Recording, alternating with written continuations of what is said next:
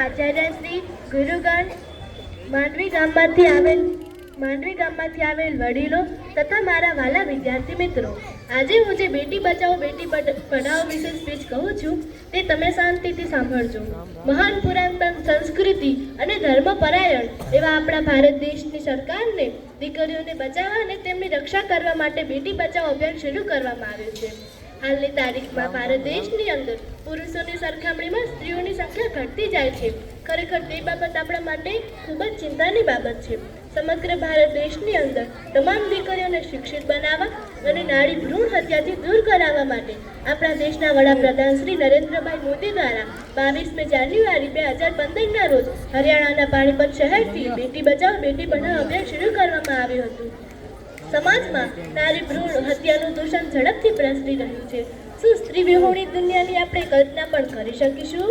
જો આ દુનિયામાં સ્ત્રી જ ન હોય તો સંસાર સંભવિત જ નથી. આપણી માતા, બહેન, પત્નીઓથી જ આ સંસાર ટકી રહ્યો છે. જીવને જન્મ આપી શકે છે. મૃત્યુ પદાર્થમાંથી જીવન સંભવિત જ નથી. કહેવાય છે કે પુરુષ ઘરનું આંગણું, નારી ઘરનો મોહ, નારી શક્તિનું રૂપ છે, ન ભૂલો તેના જો. સંસાર રૂપમાં સ્ત્રી અને પુરુષ તે બંનેનું મહત્વ એક સમાન છે. સંસાર રૂપી સ્ત્રી અને પુરુષ તે બંને તે પહેરા છે. કોઈ પણ પહેરું ન હોય તો રસ યોગ્ય રીતે ચાલી શકશે નહીં. જે પોતાના ઘરમાં દીવો કરે છે તેને દીકરો કહેવાય છે, અને જે બીજાના ઘરમાં જઈને દીવો કરે તેને દીકરી કહેવાય. દીકરો એક કુળ તારે છે, જ્યારે દીકરીઓ તો બે કુળો તારે છે. પોતાના પિતા અને પતિ એમ બે કુળોની લાજ રાખે છે. ખરેખર નારી તો નારાયણીનું રૂપ કહેવાય છે.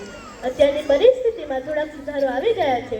સરકારની તમામ યોજનાઓ અને તમામ કોશિશોથી અત્યારે સ્ત્રીઓ ઊંચા પદો પર આવી છે.